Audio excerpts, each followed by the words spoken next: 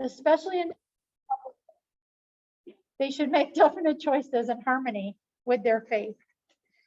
So, you know, I was in Spain when Uvalde happened. I was sharing in my table. People in Spain are just like, what's going on in the United States with this magnitude of violence against each other, usually at the hands of a gun or a weapon.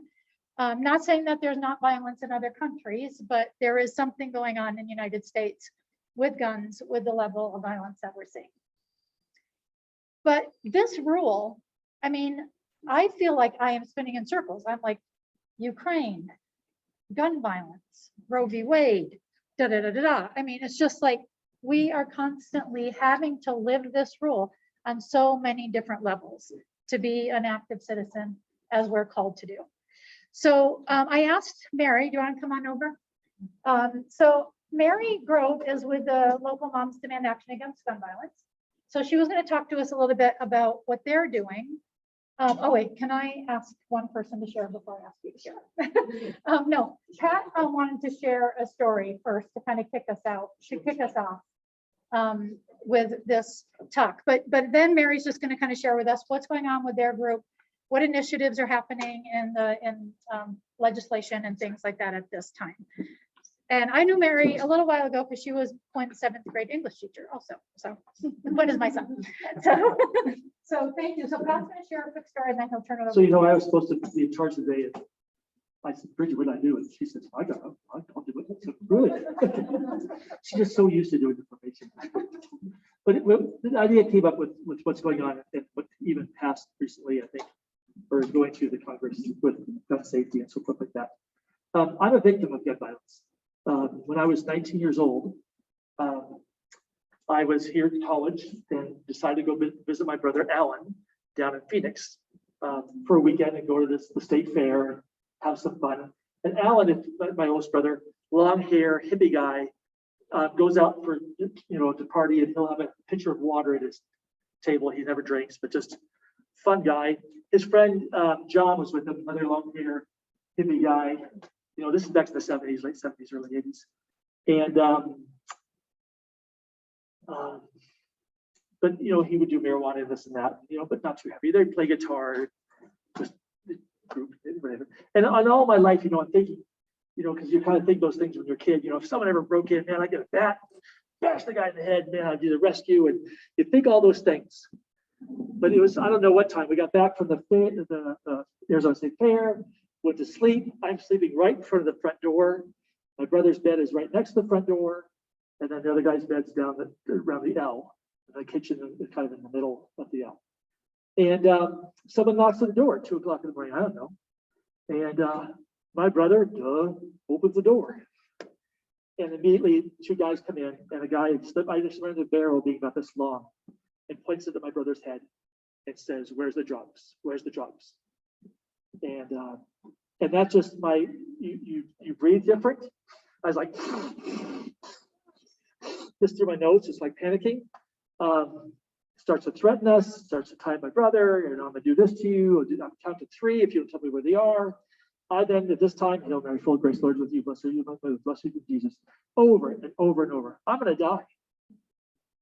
Because this guy has a power, and all my dreams of let me bash this guy in the head or let me do this went out the door. Because the power of that pistol, power of that thing he held in his hand was incredible. To the point where he finally even said at the end, "Okay, you know, you're there." He took our money, whatever we had, and says, "Do not move for 15 minutes." We didn't move for 15 minutes. They were long gone, you know. But just the threat of that, the panic of that, to the point where my brother left Tempe, where he was living, and moved to Colorado. It scared us that much, so forth. So that happened, and then I just had the incidents in the hospital with the young man that was 25 years old that happened to get in the way, wrong place, wrong time, of his girlfriend or his friend who was being shot at by her ex-husband, who really was an ex-husband, still husband, but separated, and came in to shoot her. Did shoot her 3 times. And he then wrestled the gun, ended up getting shot in the head. Bullet went around his brain, tore things apart, came out. bullet lodged in his spine right here in the neck. And then he ended up being an organ donor. 25 years old, parents have to deal with this. Anger, loss, just because a little 22, not much of a gun. And then we read things in the papers and so forth. So that's kind of what this kind of came about, and how do we deal with that? Even remembering when I was a young teen, not a young adult, talking about this in the back of the truck with my youth minister. Do we defend? How do we defend? How do we as Christians? And that's why those readings kind of popped up for us this today, is how do we do these things? And they're hard. Pat Carr, I don't know, you wrestle with, where do you go? These are great responses. I'm so glad you came here, Mary. So tell us what you're doing. This works good.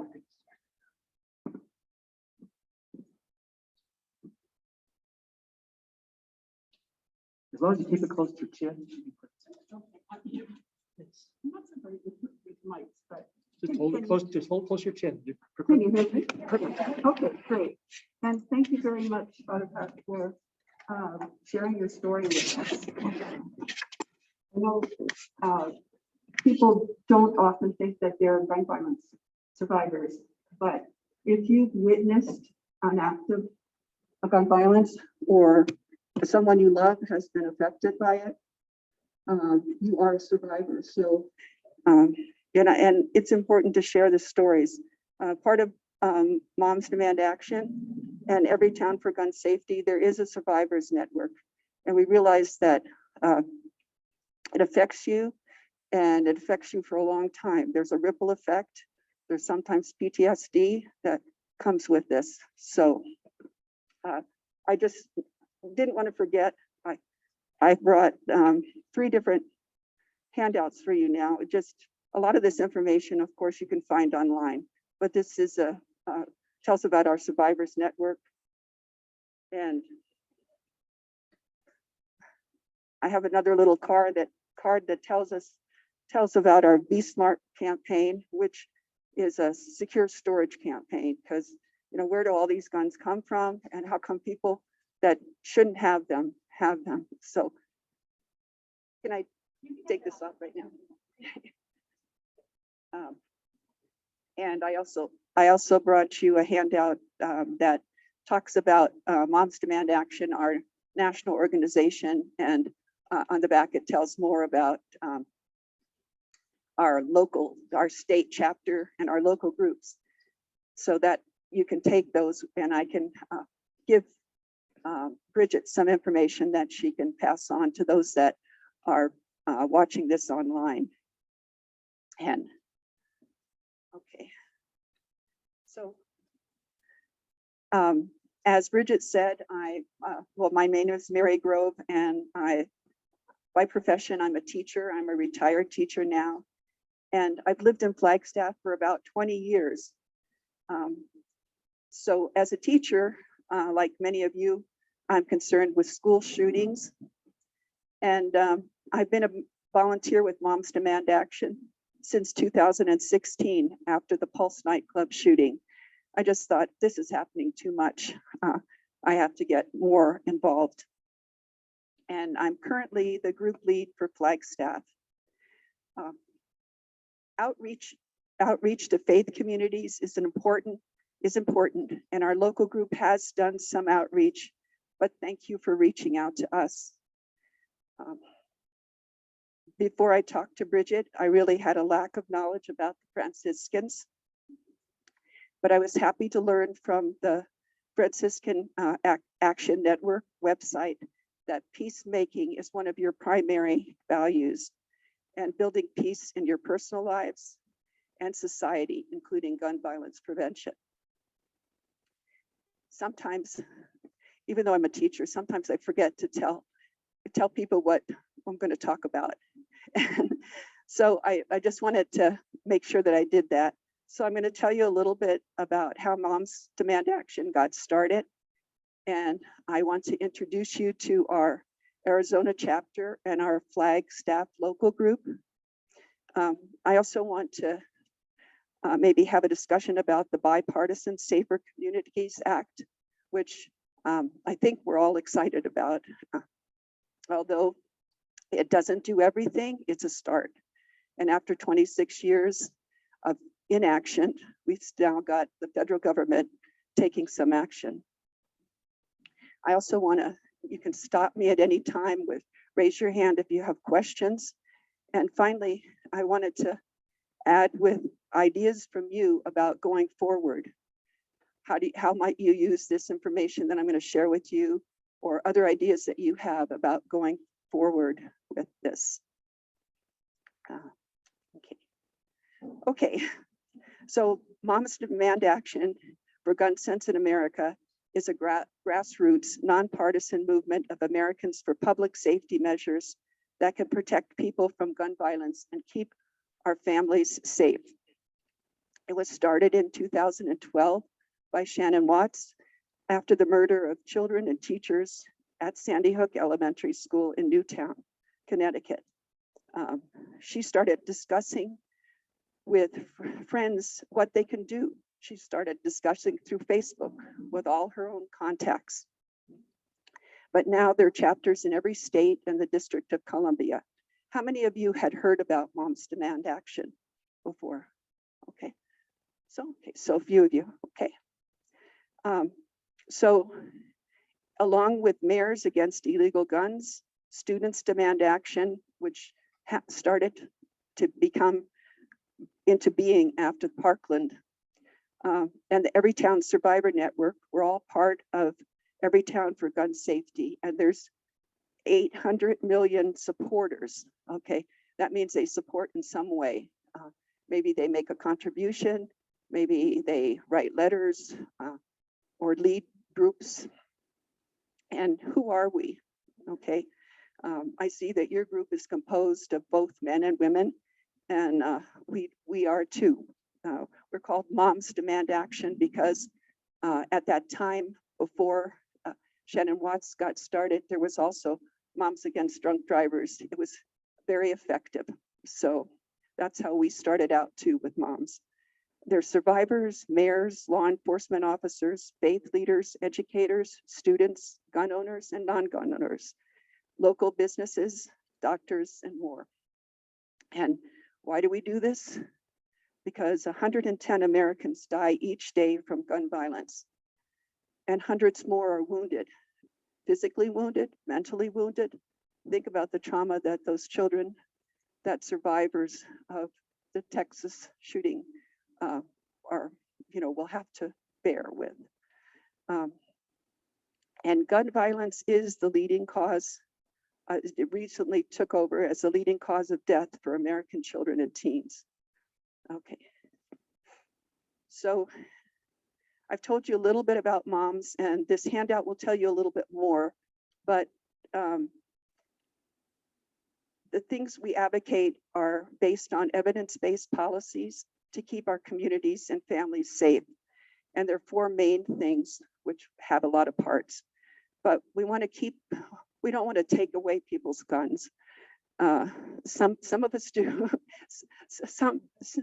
We have, like I said, gun owners and non-gun owners, and some people are, are very on one side. But we want to keep guns out of the hands we want to keep guns out of the wrong hands. And so we have been advocating for a long time about a better background check system. And now in the new law, at least there's a start, because they'll be expanding the background check system for those younger than 21. So we also support red flag laws and responsible access to firearms, because we want to protect our kids and community. And another one of our policies is addressing America's uniquely lethal domestic abuse problem. Father Pat talked a little bit about an incident. We want to disarm domestic abusers, and this bill will help by closing one of the loopholes, which was dating partners, which more and more are some of those domestic abusers. We also want to combat daily gun violence.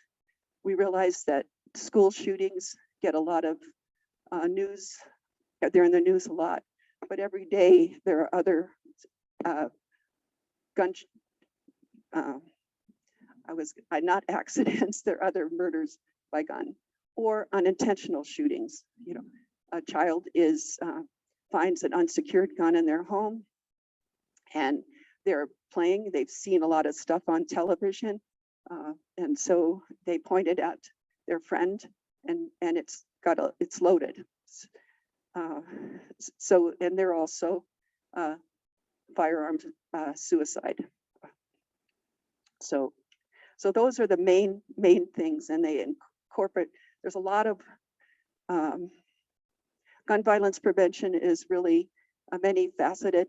The solutions are many, not just one. Bridget. Explain a little bit more what the red flag laws are. Yeah. And there's more information on it, but with the red flag laws, if a family member or in the case a teacher, somebody would notice a behavior that they think might lead to the person harming themselves or others, and you would be able to take this to court, and people's rights are protected because there's a procedure for all of this. And I don't know if I could explain it all right now, but there are handouts in their materials that we can talk about more that you could get. But it would be that the person's firearm would be temporarily taken away from that person. And sometimes people do voluntarily, notice I'm not in a mental state to have a gun in my home, so I'm going to give it to someone outside of my home, a friend that has a gun safe. We've been in touch with the Timberline firearm training place, and they have actually a gun safe there that's for that purpose. So people could be stored there.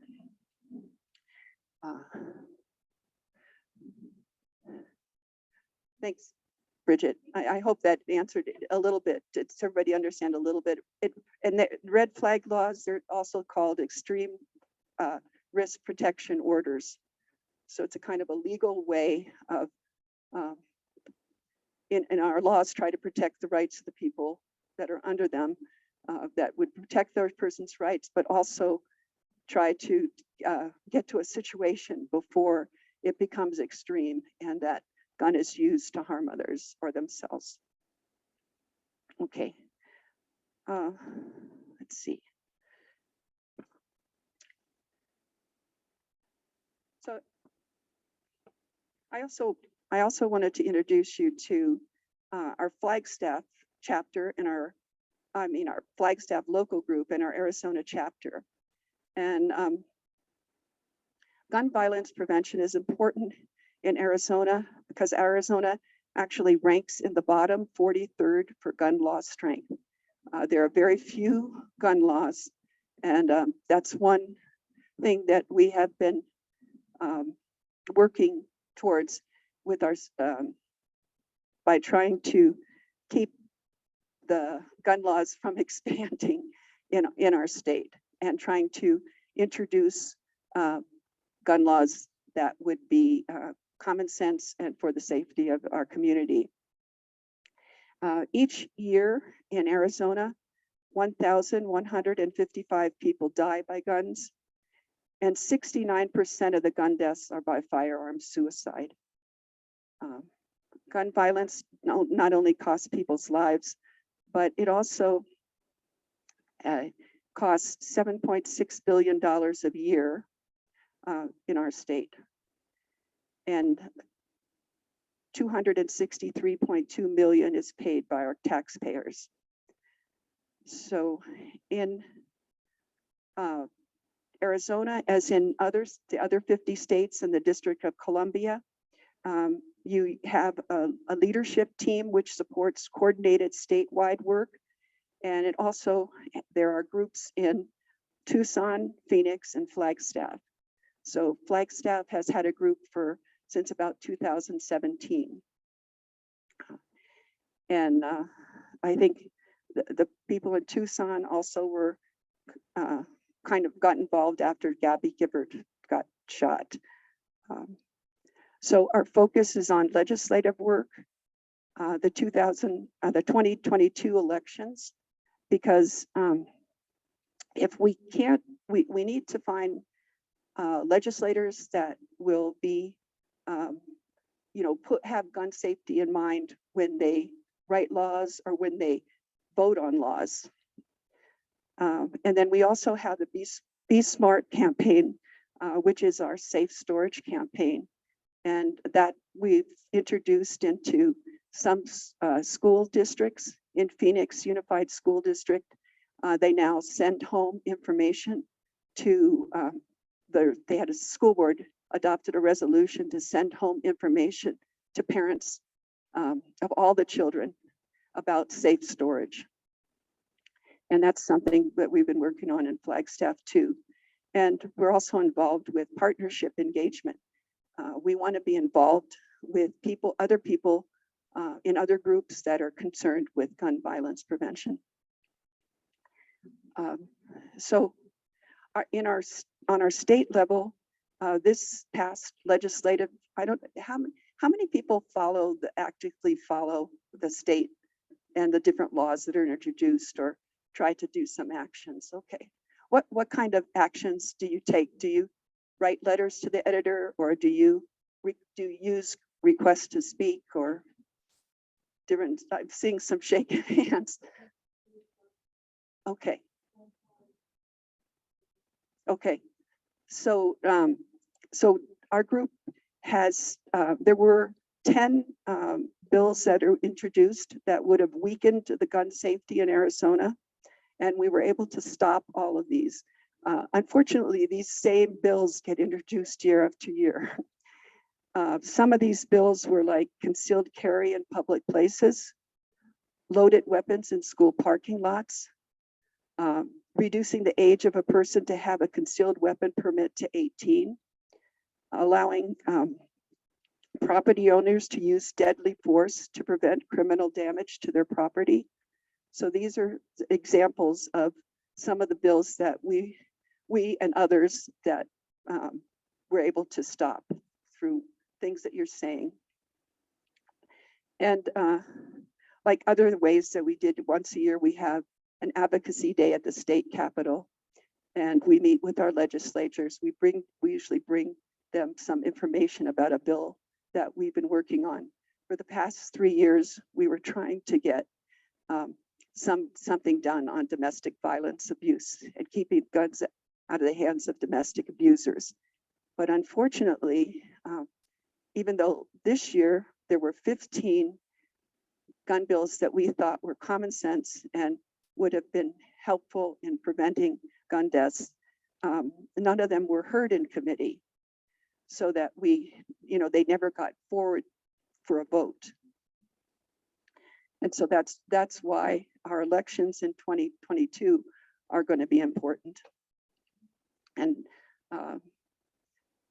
so one of the things that we've done is we've tried to identify candidates who will consider gun safety and support gun safe legislation.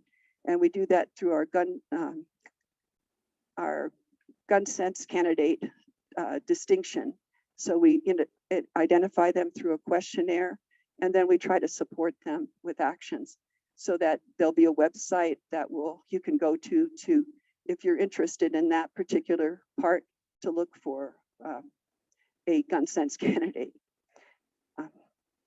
And so we're also doing information research. People are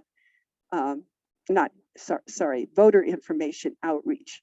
How many people know where your legislative district is, your new ones? Raise your hand. Okay, well, yeah, so you're following that. Okay, so but some people don't, and they don't know the importance of voting the whole ballot. They just vote for a few. So we're now looking at down ballots. School boards have become more important too, because of different friction that's being taken place. So we'll be looking at trying to talk to school board candidates also. And then, like I explained, Be Smart a little bit and partnership engagement. We've had meetings with the city council and mayor.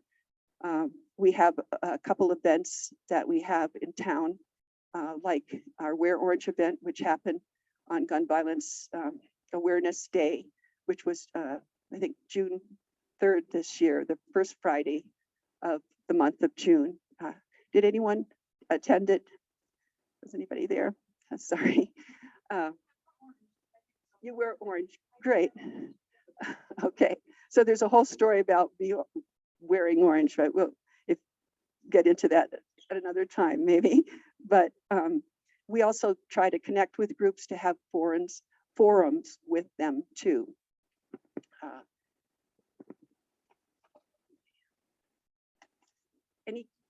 Anybody have any questions about our Arizona group?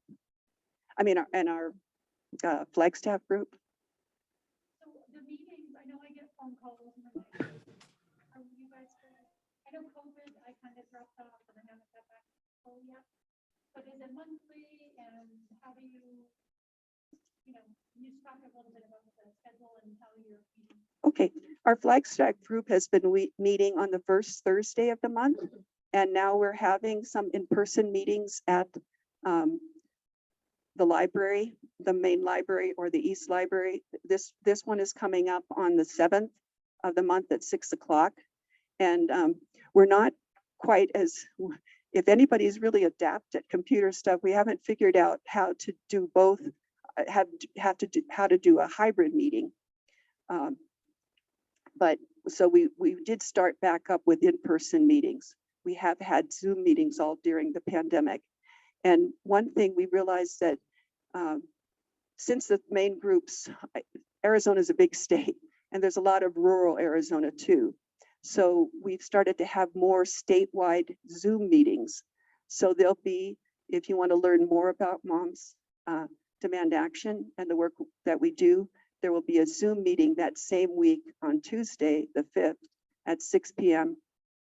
And that'll be on Zoom. So people that are not yet comfortable at meeting in person, that's a good way to get involved.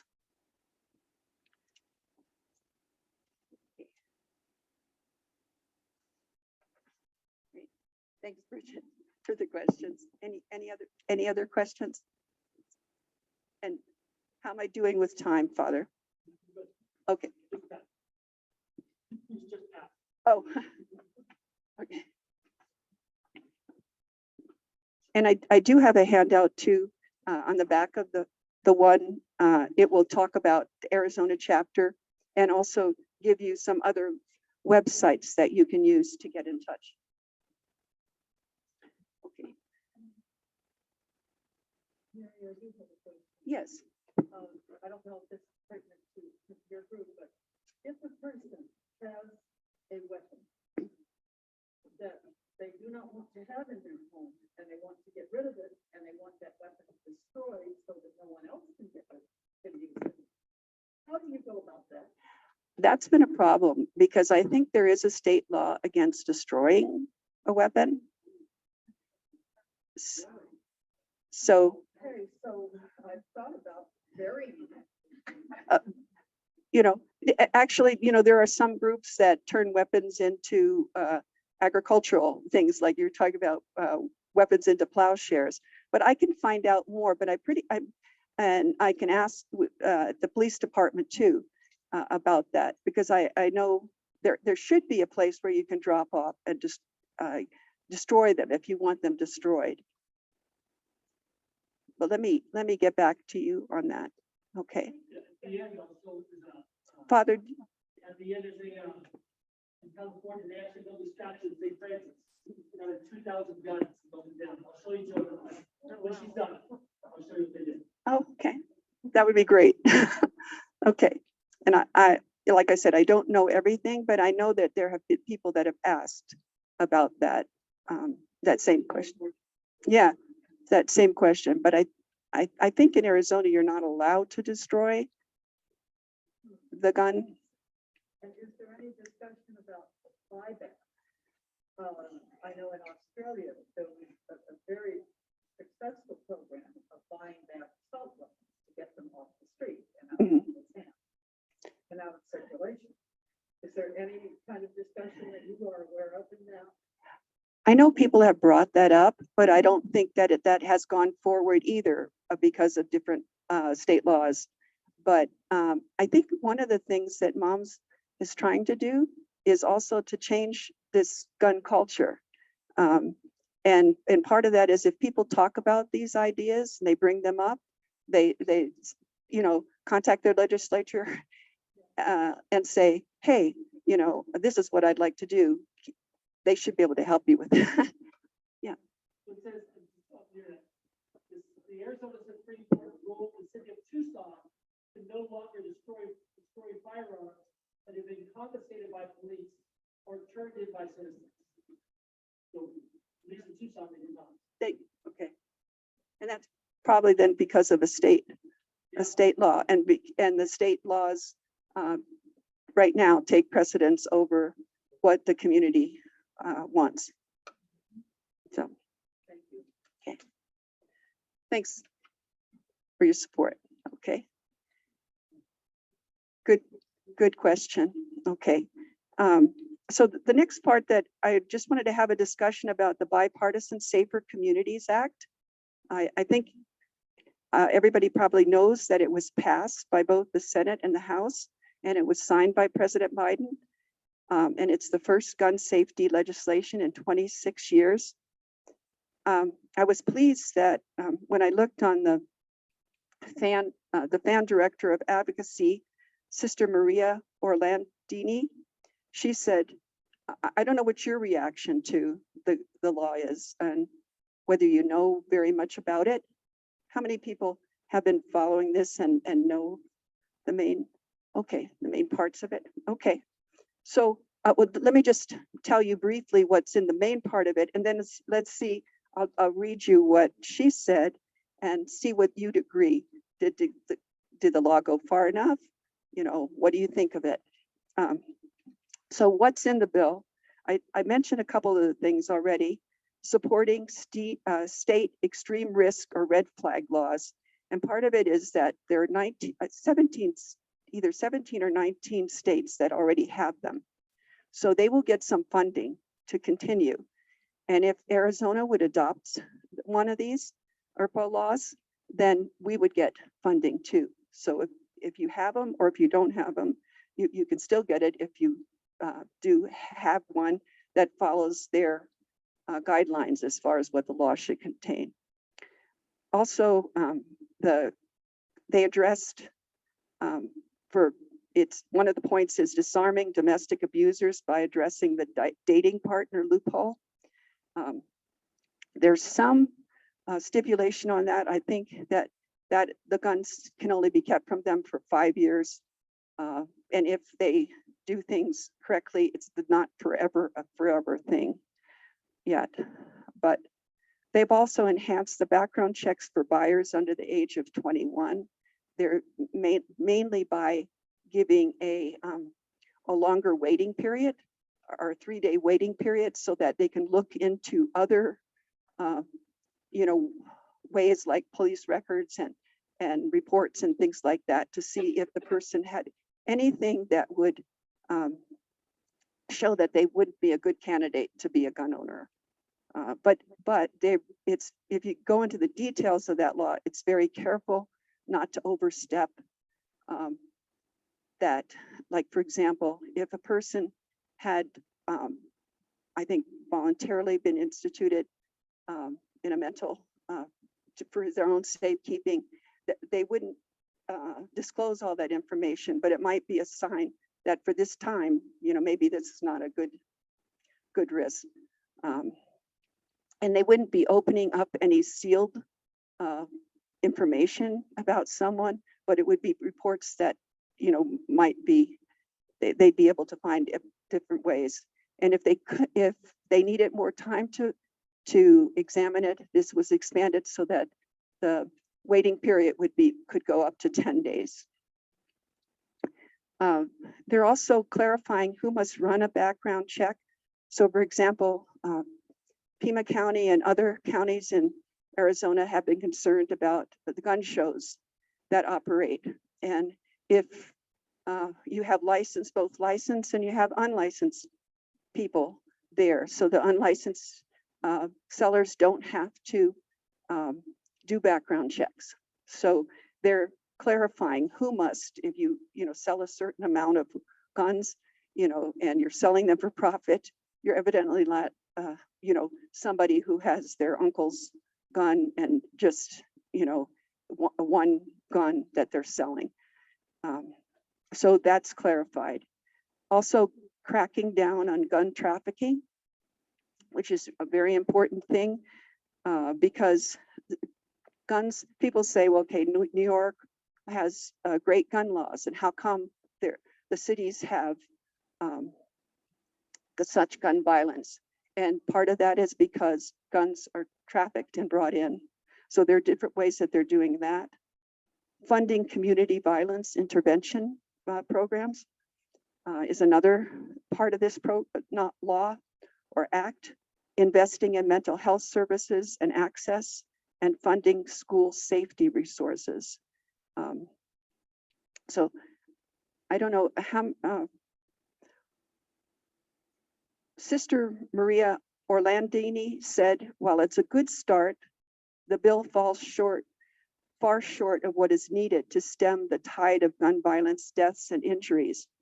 But it breaks a decades-long deadlock of inaction and includes significant measures. And Shannon Watts, who's the founder of Moms, also has similar things. There's still much to be done. What are your ideas, and what things would you have liked to see included in gun legislation, if not in this bill, in future bills?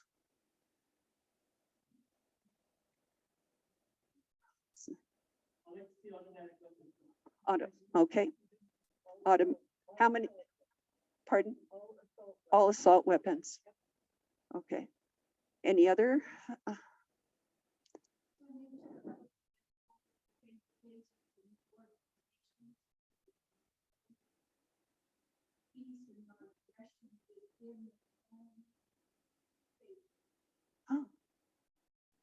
Okay. So I wonder if, okay, I wonder if any of that community funding violence intervention programs, I wonder if that would be a possibility, writing a grant for something like that. Do you know, when you said about the school, Mhm. how was it worded? Okay, it just says that's just the kind of the heading, funding school safety resources. So I'm just wondering, like, what are the school safety resources? Or is that something I can look up? Okay, Because the last thing I would want is for the teachers to have a gun. That's not everything else. okay. If that's what they're thinking of safety, that's not really safety. Right. Okay. So if that's an area that you're interested in, there is more on that. It's these funds are intended to help schools implement evidence-based school safety programs, including programmatic interventions such as tip lines and threat assessments. I think that FUSD has some kind of a call-in that you can do for that, and targeted school and security improvements. So they fall under 3 categories.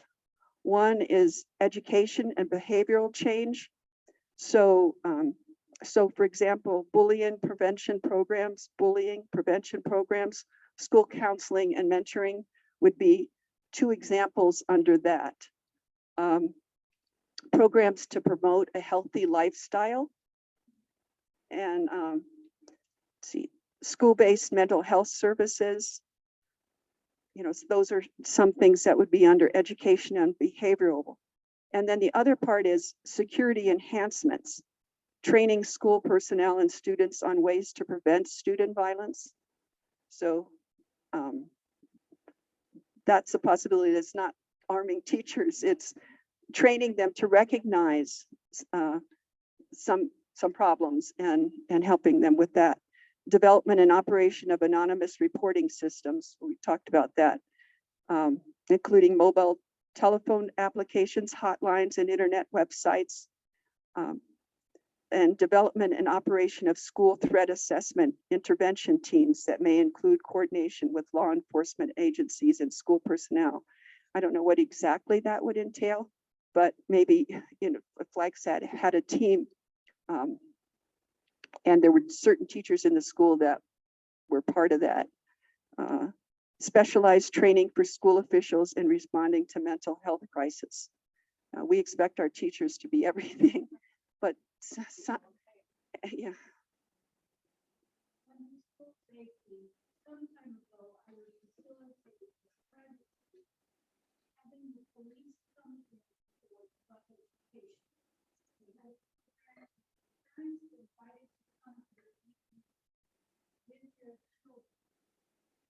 Please talk about the language and you have families now. It wasn't real marijuana, I think it was already. But they had a example of a language that was being used in the samples, mock pills, etc. Telling the parents what was going on in the program.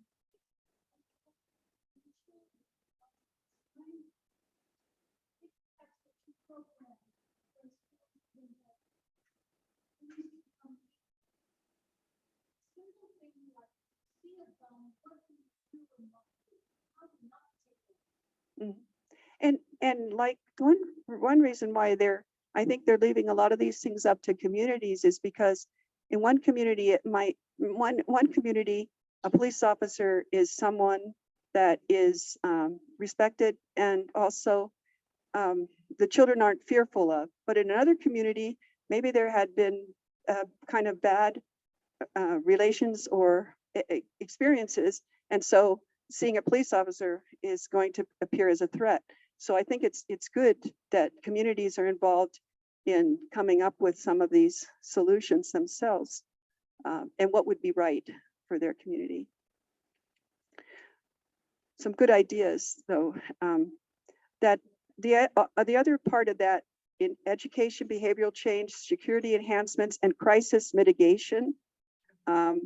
So part of it is also training for local law enforcement officers on how to mitigate student violence against others and self. Placement and use of metal.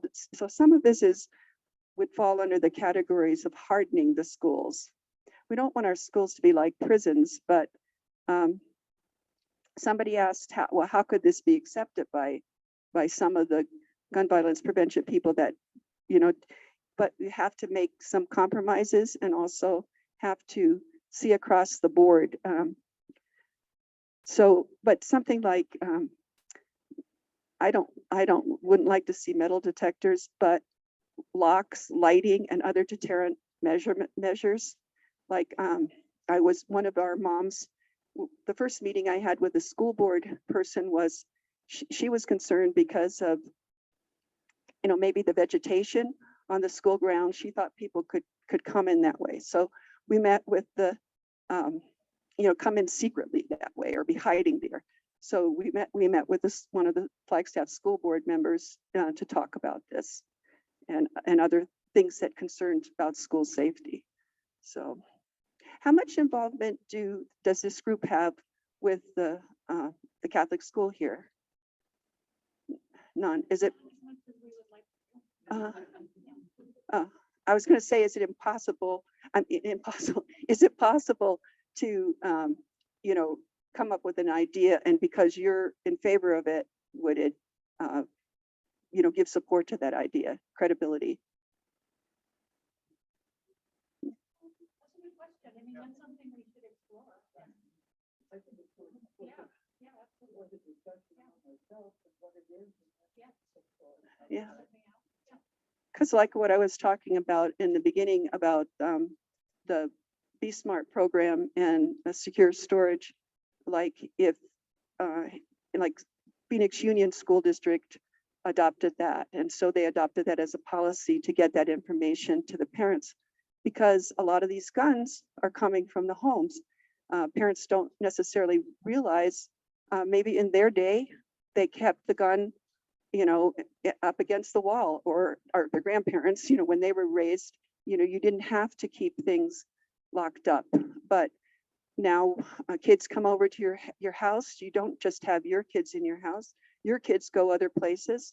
So it's important for them to be aware of those things and to discuss it in their household and see how they want to, make sure that if they have a gun in their house, that it's secured so that the children wouldn't get to it.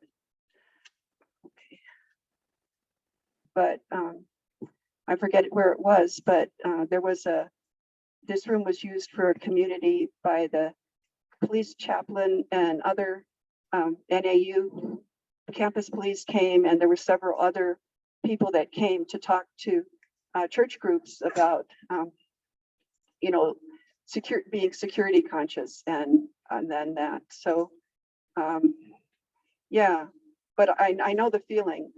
Actually, the church that I go to, St. George Orthodox Church in Tempe, in Phoenix, has had a patrolman there, but he's become part of the scene, and we haven't had any incidents, but I think it's been since that time. So, but This statute is in California. Oh. In 1968, 2,000 guns were turned in. People just giving them up. And they melted them down and they made the statue St. Francis. And there's Robert Kennedy, John F. Kennedy, Martin Luther King, and Abraham Lincoln on there. And I'm not sure what this is down the bottom. But if you look at St. Francis of the guns, it'll tell you the story of how this was made and the artist that made it. But what a great image. Yeah. Turn violence into peace. Yeah. As you said, you found one of our high points is peacemaking. Peacemaking, yeah. Is this at the Sacramento? You said no. I'm somewhere in California. I looked it up. Oh, okay. Could be Sacramento. But no, that's really cool. But I like the initiative too of working on that issue too. The thing of if you want to get rid of a gun, can you either buyback programs or places try to change the law so that you can destroy it. Yeah, make something else out of it. Anything else? No, yeah, because it seems like we've got to that part about your ideas, some of your ideas for community support. I just wanted to mention just one other thing, like one thing that will help too federally is if they a new director of ATF, the alcohol, tobacco, fire, ATF, did I say it right? And explosives, yeah, has been nominated, Steve Deckelbach, but he hasn't had a hearing yet. So our legislative lead, we were trying to get different groups, either influential groups or organizations to support, getting this process quickly, because you need somebody like the director to be the overseeing of this enforcement to make sure these things get followed. And so, so we were asking different groups. So that's something that, we were looking for community partners for things like that too. Okay, all right. Then any other questions? Thank you so much.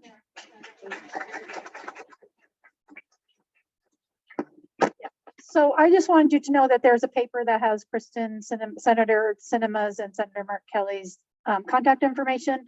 And I just brought one, it'll be on the table. So if you just want to snap a picture with your phone or something, but like Mary was saying, and Julianne and Pat in the back and Esther had just how important it is that we are living Article 15 of our rule. And part of that is being courageous in these initiatives, and not always popular, but courageous, so so I'll just leave that on the table over there. And yeah, thank you, Mary. That was wonderful information. And she has some handouts that we can leave on the table also. Okay.